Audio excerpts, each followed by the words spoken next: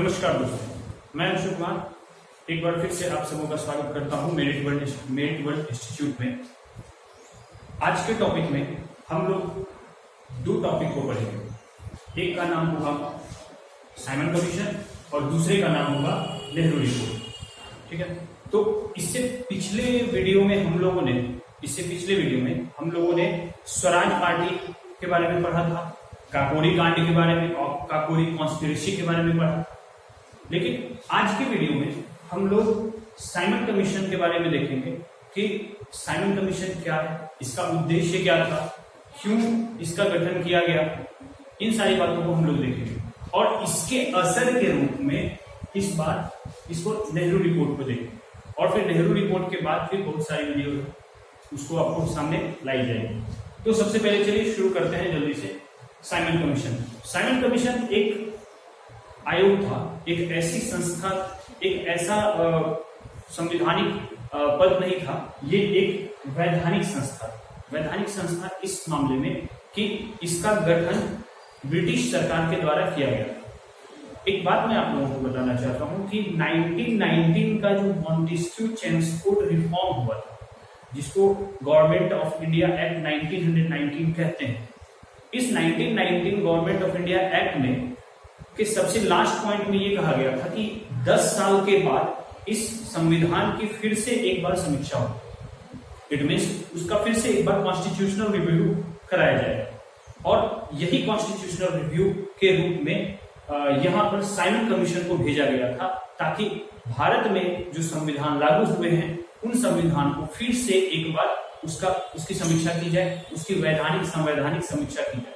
इसीलिए यहाँ पर उसके परिदृश्य को, संविधान से संबंधित और यहाँ के संबंधित परिदृश्य को देखने के लिए, परखने के लिए एक आयोग का गठन किया गया था, जिसका नाम है साइमन आयोग या साइमन कमीशन। ठीक है, अब इसका जो गठन हुआ था, इसका गठन या इसका फॉर्मेशन जो है वो 1927 में ही हो गया। 1927 में इसके गठन के चर्चे भारत में सुनने को मिलने लगे। अब मैंने आपको कहा कि इसका गठन 10 साल में होना है, लेकिन यहाँ पे 1927 में ही, नवंबर 1927 मीन्स इससे पिछले बार 1919 में गवर्नमेंट ऑफ इंडिया एक्ट आता है, गवर्नमेंट ऑफ इंडिया एक्ट 1990, और 10 इयर्स के बाद फिर से एक कॉन्स्टिट्यूशनल रिव्यू होना है। लेकिन यहाँ पे मात्र 7-8 सालों में ही एक बार फिर से कॉन्स्टिट्यूशनल रिव्यू करने के लिए, संवैधानिक समीक्षा करने के लिए एक बार फिर से एक आयोग को भेजा गया। ऐसा क्यों? मीन्स 10 साल ना करके ये 8 सालों में ही इसको क्यों भेजा? इसके कुछ कारण थे। इसके कुछ कारण में ये थे कि उस वक्त 1927 के आसपास, 28 के आसपास, वहां पे ब्रिटेन में एक चुनाव होने वाला था। ठीक है, वहां पे तो आपको पता ही हो, दो पार्टी हैं, एक है कंजर्वेटिव पार्टी और दूसरी लेबर पार्टी। उस टाइम पे कंजर्वेटिव पार्टी की सरकार, और कंजर्वेटिव पार्टी को उस बार के चुनाव में ऐसा लग रहा था कि इस बार हमारी हार हो सकती है और लेबर पार्टी की सरकार आ सकती है। तो इस लेबर पार्टी की सरकार के भरोसे हम इतने बड़े उपनिवेश को नहीं छोड़ सकते। ठीक है, तो इसीलिए कंजर्वेटिव पार्टी ने कहा कि इससे पहले कि लेबर पार्टी हो सकता है उनको आजाद कर दे भारत को। ठीक है, तो इसी वजह से हमें क्या करना होगा कि हमें अभी ही कुछ ऐसे रूल्स एंड रेगुलेशन बनाने होंगे जिससे कि लेबर पार्टी आने के बावजूद उसमें कुछ ज्यादा तोड़ जोड़ ना कर पाए या फिर कोई ज्यादा बड़ा कदम ना उठा पाए। ठीक है, इसी वजह से कंजर्वेटिव पार्टी ने मात्र 8 साल पहले, इट मीन्स 1919 से 1927, 8 साल पहले ही एक कमीशन को भेज दिया भारत में, ताकि उसमें, और ये कमीशन जो था ये 1927 में इसका गठन किया गया था, नवंबर 1927 में, और इसको 3 फरवरी 1928 को इसको भारत भेजा गया। इस बात को उम्मीद है आप लोग समझ पा रहे होंगे। अब देखिए, अब इस कमीशन का नाम साइमन कमीशन क्यों पड़ा? सबसे बड़ा सवाल यहाँ पे ये है कि साइमन कमीशन ही इसका नाम क्यों है?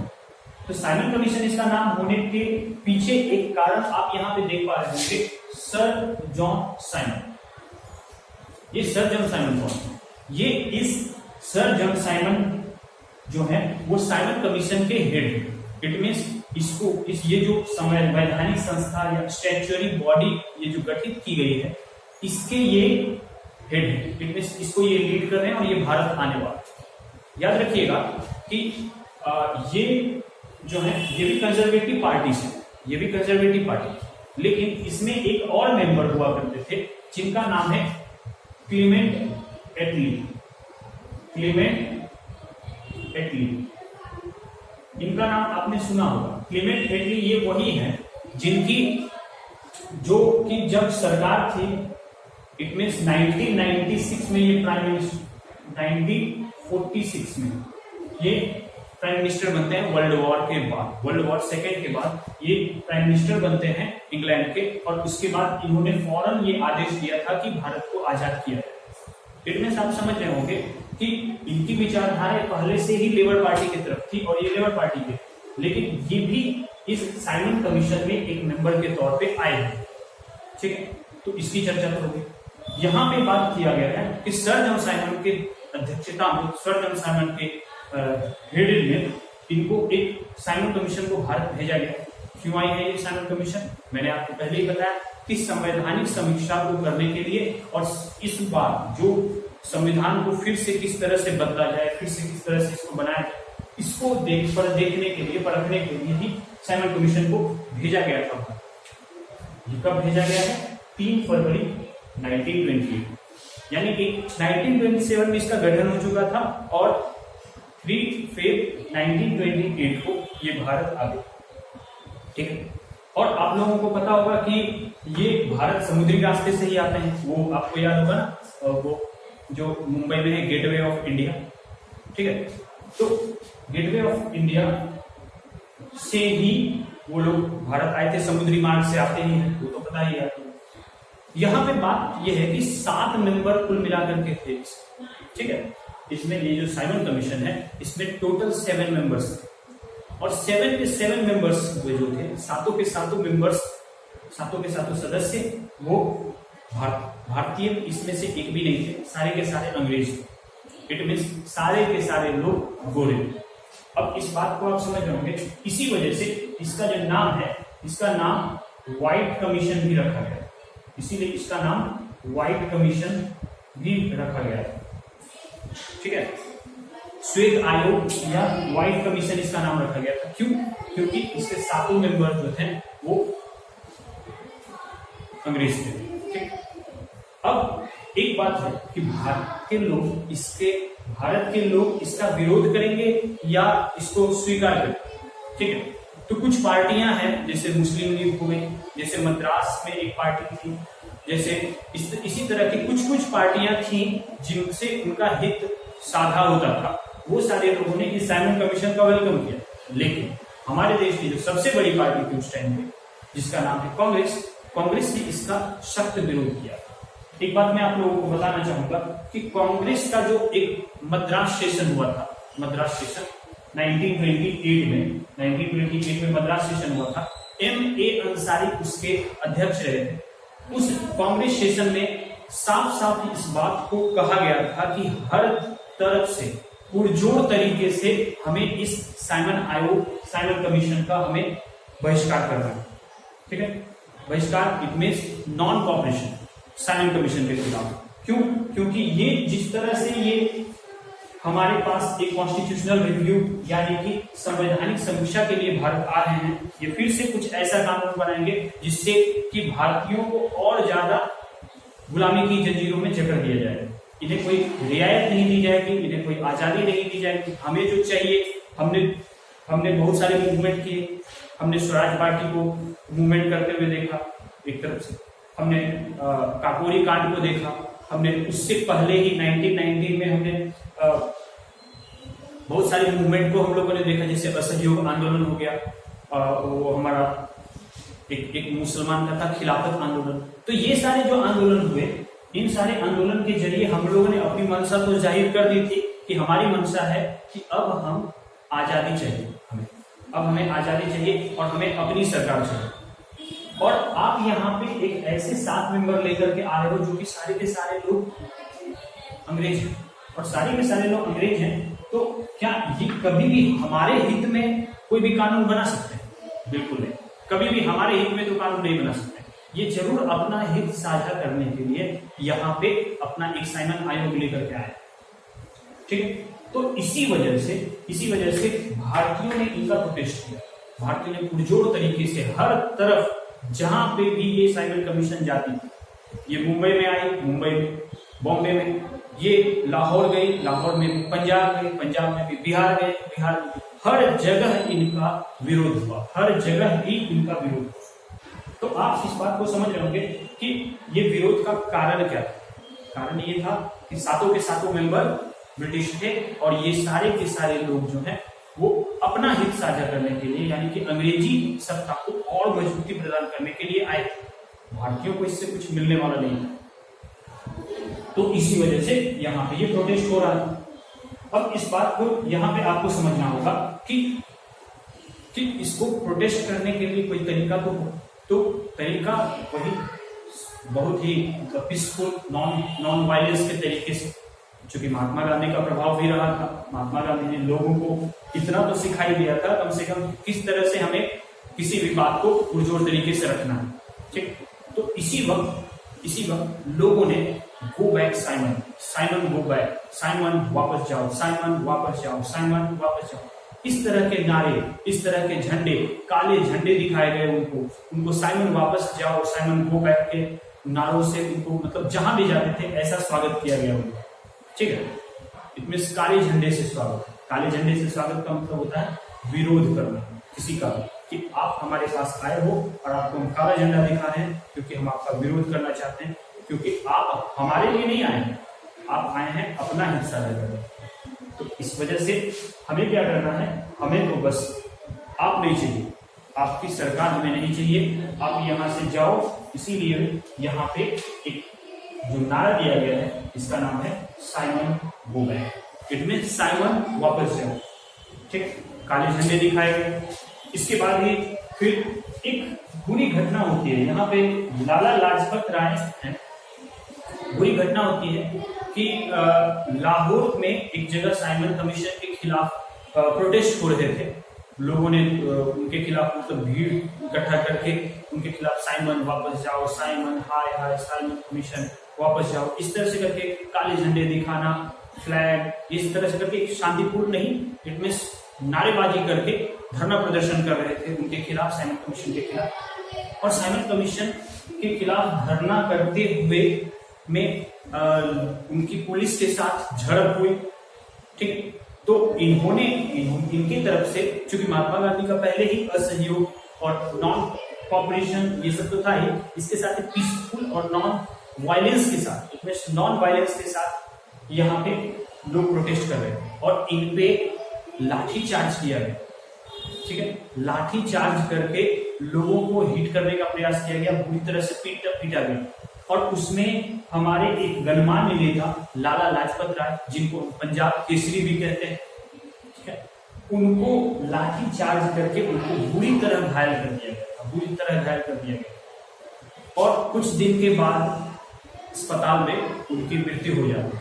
तो ये एक बहुत ही बुरी घटना थी जो कि साइमन कमीशन के दौरान हमारे एक गणमान्य नेता, बहुत ही प्रभावी नेता, हमने इनका जिक्र जो है 1905 के बंगाल विभाजन के टाइम पे जब उन्होंने स्वराज आंदोलन शुरू किया था, तो उसमें भी हम लोगों ने लाल बाल पाल, लाला लाजपत राय, बाल गंगाधर तिलक और विपिन चंद्र पाल, इन तीनों के बारे में हमने सुना, ठीक है। तो उन्हीं में से एक ही है लाला लाजपत, ठीक।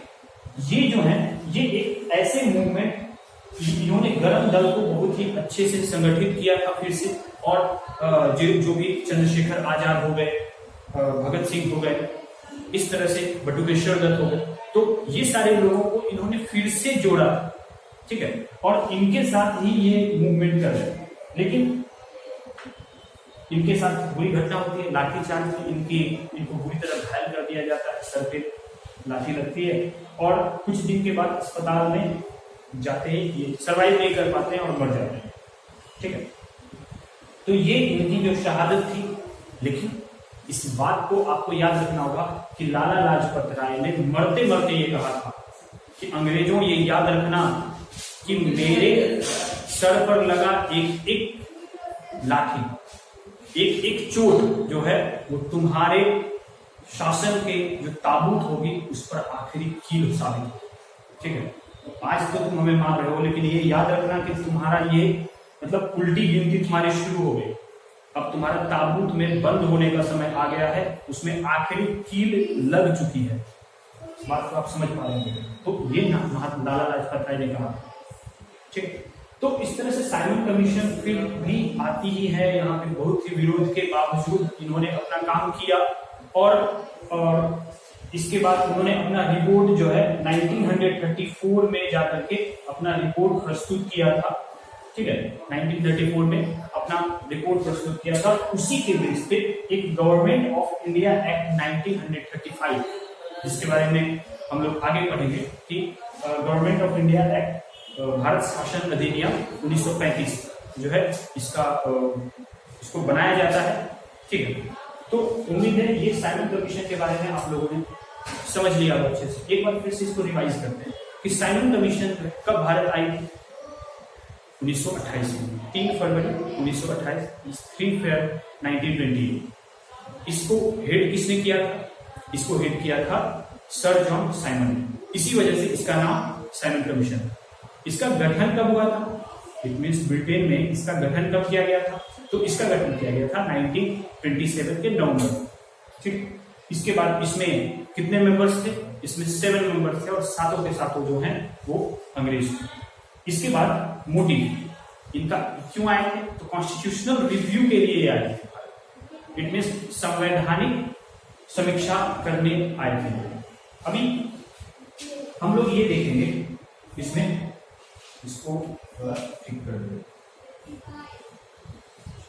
ठीक है, तो इसके साथ ही क्या हुआ था? इनके साथ बहुत जगह, जितनी भी जगह गए इन्होंने, ठीक है, कांग्रेस के लोगों ने, बाकी सारे देशवासियों ने इनका पुरजोर तरीके से विरोध किया है और साइमन गो बैक जैसे नारे दिए, उनके खिलाफ काले झंडे फहराए, दिखाए, उनके खिलाफ विरोध प्रदर्शन किया, जुलूस निकाला गया। तो इस तरह से साइमन कमीशन को मतलब एक तरह से बहिष्कृत किया गया है भारत।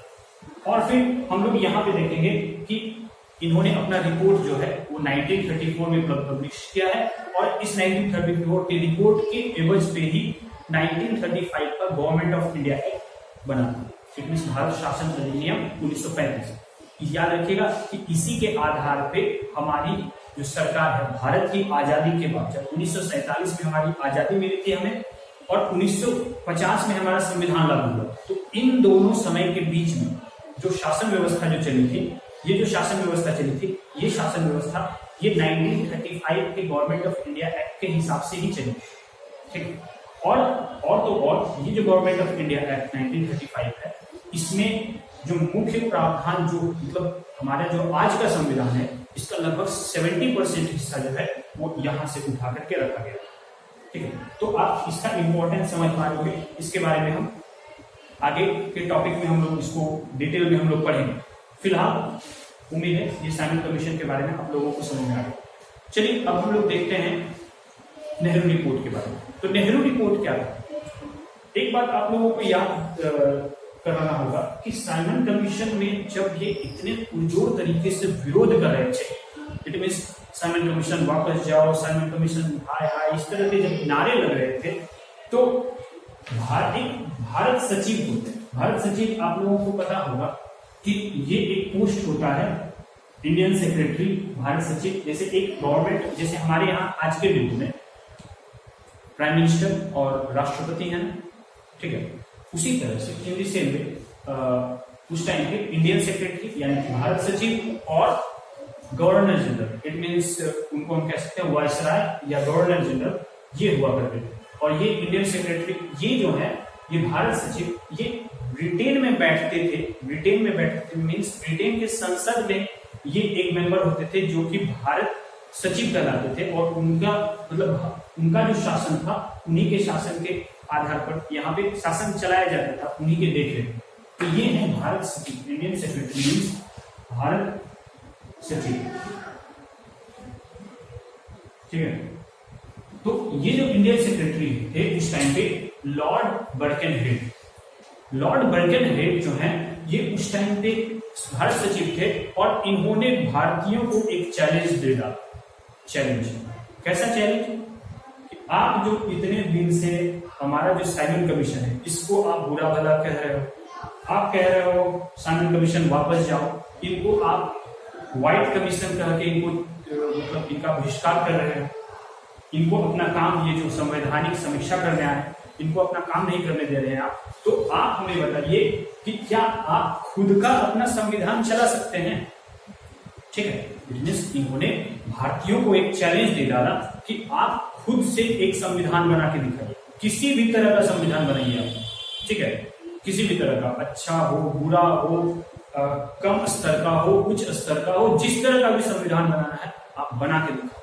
आप कहते हो कि हमें आजादी चाहिए, तो क्या आप जो है आजादी के लायक हो? इस तरह का जो है चैलेंज बर्केनहेड, लॉर्ड बर्केनहेड जो उस टाइम पे भारत सचिव थे, इन्होंने हमें दिया कि क्या हम अपना जो अपना आप आजादी मांग रहे हैं, ठीक है आजादी मांग रहे हैं, आप चाहते हैं कि हमारा खुद का संविधान हो, ठीक है हमारा खुद का संविधान होना चाहिए, लेकिन क्या आप खुद से अपना संविधान लिख सकते हैं? तो आप अपना संविधान बना के दिखाइए। ये मैं आपको चैलेंज देता हूं और ये चैलेंज देता हूं कि मैं इसको एक्सेप्ट भी करूंगा, बशर्ते एक नियम होगा, एक ऐसा रूल्स, एक इसका एक शर्त होगा, एक ऐसा शर्त होगा कि आप जिस तरह का कानून बनाएंगे उसमें आपके जो देश के जितने भी ग्रुप्स हैं, जैसे मुस्लिम लीग है, जैसे कांग्रेस है, तो कांग्रेस तो बनाएगी ही, और बाकी जो भी जैसे हिंदू महासभा है या फिर जो बैकवर्ड क्लास की पार्टी है, तो क्या सारे लोग जो हैं आप सहमत हो पाओगे? एक संविधान जो आप बनाओगे, क्या आप सारे लोग उस पर सहमत हो पाओगे? नहीं हो पाओगे। मैं इस बात का गारंटी देता हूं कि आप एक संविधान बनाओ और सारे लोग उस पर सहमत होकर दिखाओ। अगर ये दोनों शर्त आपने पूरी कर दी तो मैं गारंटी ले रहा हूं, बर्केनहेड ने कहा कि मैं गारंटी ले रहा हूं कि आपको मैं उस संविधान का प्रसाद दे दूंगा, आप उस संविधान के हिसाब से अपनी सरकार चला सकते हैं। ठीक है, तो बनाइए आप अपना संविधान। इस चैलेंज को भारतीयों ने सहर्ष स्वीकारा और बोला कि मैं आपको, हम लोग आपको एक संविधान बनाकर दिखाते हैं। ठीक है, लेकिन तो देखिए सबसे पहले हम लोग देख लेते हैं कि नेहरू रिपोर्ट में कौन कौन सी बातें कही। तो नेहरू रिपोर्ट 1928 में आया था। यहाँ पे 1928 में ही साइमन कमीशन भी आया था और इनका विरोध हो रहा था। इसी के एवज में यहाँ पे हमें चैलेंज मिला है। तो इसी सेम 1928 में ही नेहरू रिपोर्ट तैयार किया गया था। इट मीन्स यहाँ पे नेहरू ने एक आयोग का गठन किया और इसमें बहुत सारे लोगों को इन्होंने जोड़ा, बहुत सारे नेताओं को, बहुत सारे जानकार लोग। आपको मैं बता दूं कि इसमें भी बी.आर. अम्बेडकर भी इसमें एक सदस्य के रूप में थे।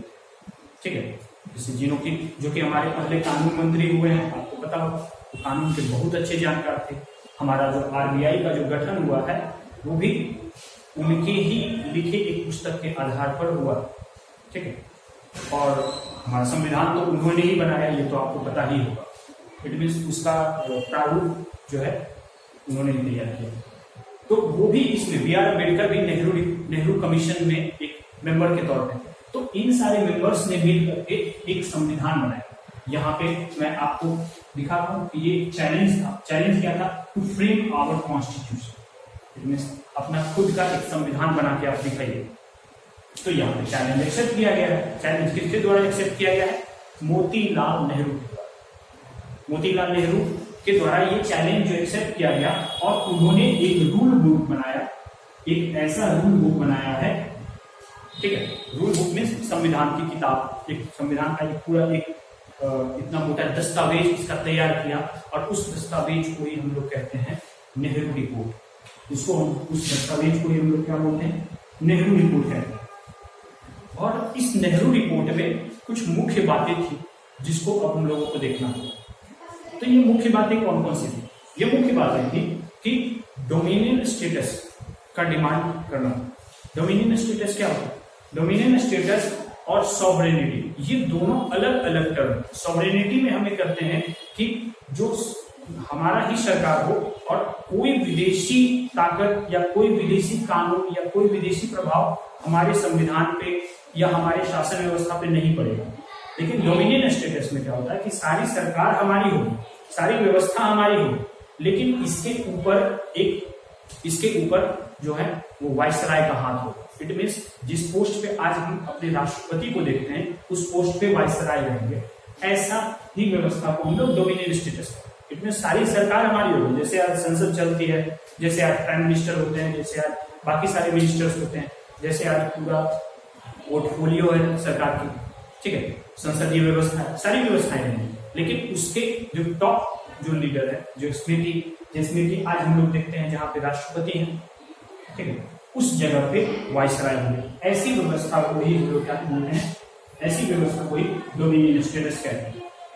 नेहरू रिपोर्ट में डोमिनियन स्टेटस की बात कही गई थी, इस बात को आप लोगों को याद रखना, ठीक है। और इसके साथ ही साथ ये कहा गया कि ब्रिटिश ने आज तक क्या किया, ब्रिटिश ने आज तक किया है फूट डालो और शासन करो। ब्रिटिश ने आज तक ये किया है फूट डालो शासन करो। इट मीन्स यहाँ पे अगर हिंदू है मुसलमान है तो हिंदू और मुसलमान को दो अलग अलग ग्रुप में बांट दीजिए, उसके बाद आराम से शासन कीजिए। 1905 के जो बंगाल विभाजन थे या पार्टीशन ऑफ बंगाल था, उनमें भी इसमें भी हम लोगों ने देखा कि वो उन लोगों ने बंगाल को दो भागों में बांट दिया, पूर्वी बंगाल पश्चिमी बंगाल, ठीक है। तो उसी तरह से ये हमेशा ही ये लोग हम लोगों को बांट करके शासन करते आए।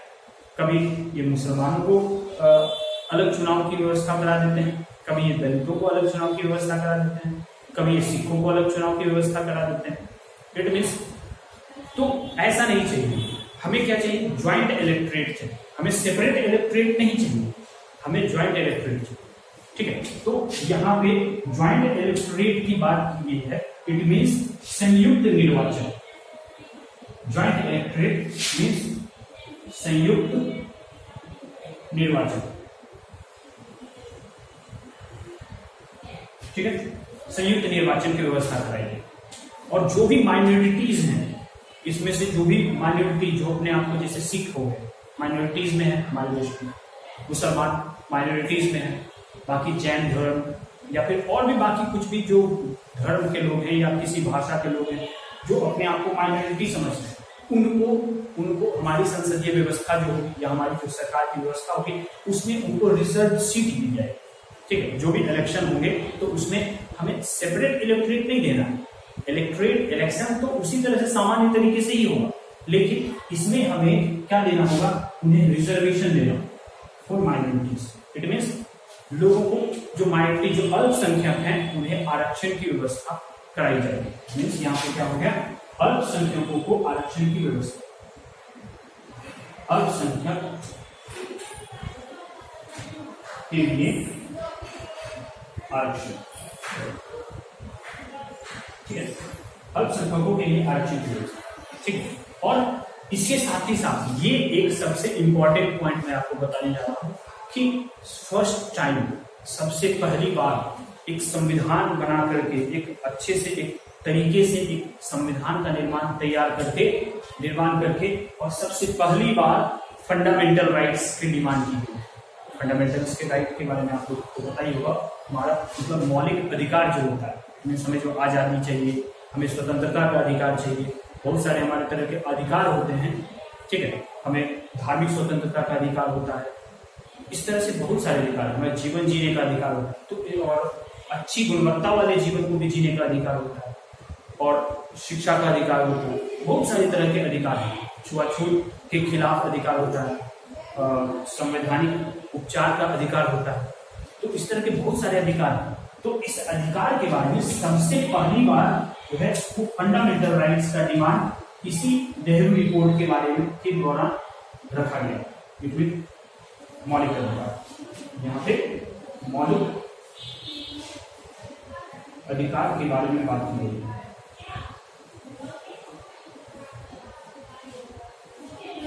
ठीक है। और इसके साथ ही साथ एक रिस्पॉन्सिबल गवर्नमेंट हम लोग इसके थ्रू बनाएंगे। ये जो हमारा नेहरू रिपोर्ट होगा इसके थ्रू एक रिस्पॉन्सिबल, एक बहुत ही अच्छी सी सरकार हमें बनानी है, इस तरह का ये पूरा एक नेहरू रिपोर्ट।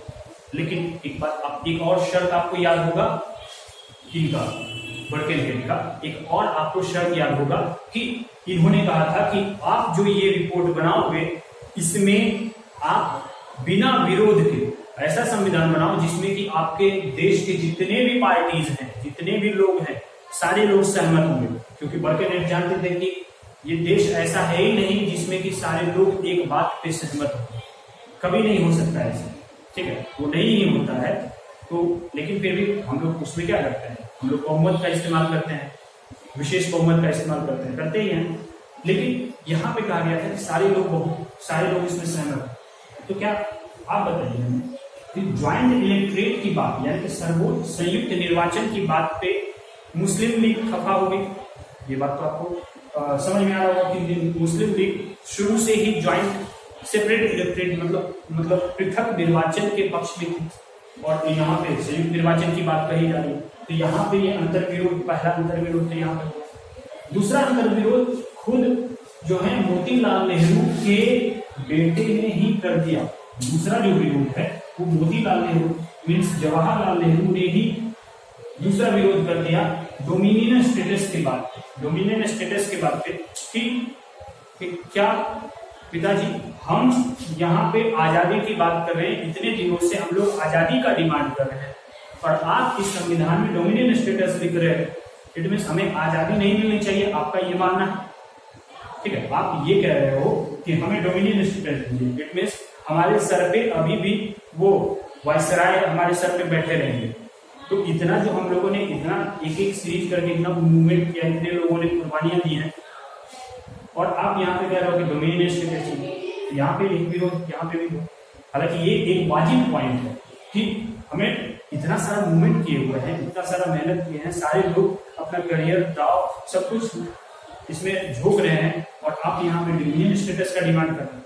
इसके बाद ही आप याद करेंगे कि जवाहरलाल नेहरू ने लाहौर सेशन के दौरान पूर्ण स्वराज का डिमांड किया था। इसके बारे में हम लोग अगले टॉपिक में पढ़ेंगे, ठीक है। तो ये एक विरोध यहाँ पे भी हुआ।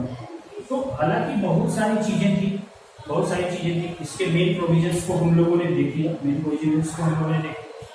तो उम्मीद है आपको ये दोनों टॉपिक जो है वो आज अच्छे से समझ में आ गए होंगे, ठीक है।